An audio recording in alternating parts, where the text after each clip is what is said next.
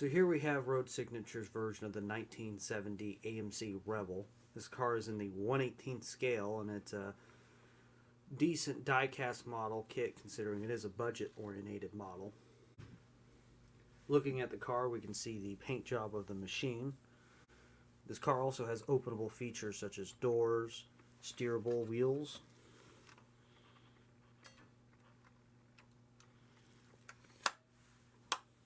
and an openable hood. The front of the vehicle has a black grille with nicely detailed headlights and a license plate up front, as well as this tiny logo up here saying Rebel. Opening the hood, we can see the engine underneath.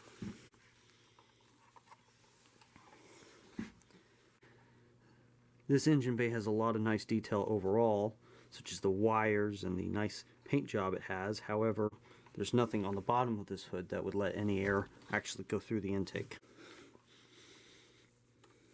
One of the nice details of this car is the gauge that is found on the hood scoop, just like the real car.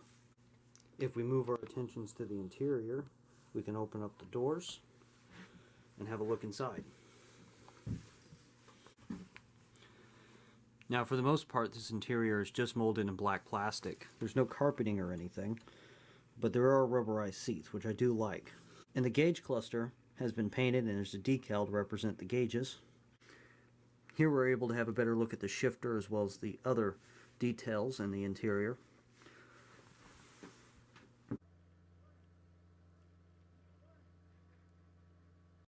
The rear of the vehicle has also been nicely detailed with the Machine logo, as well as the tail lights with the nice chrome inlays. We also have another license plate down here saying AMC 70. Here we can see their biggest cost saving measures, where they have done a all black plastic underbody with just a very few details molded in.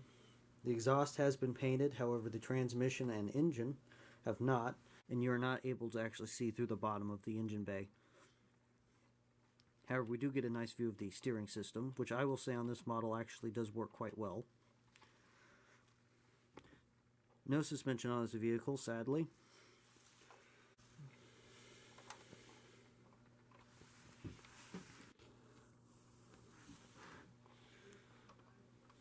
Considering all that, this model would still make for a great shelf display, as it has all the details you would want, and the openable trunk and lack of suspension would not be too much of a problem. And in the cases you want to display the hood open, you have copious amounts of details underneath, with the many wires and paint applications added, as well as the wonderful detail up front.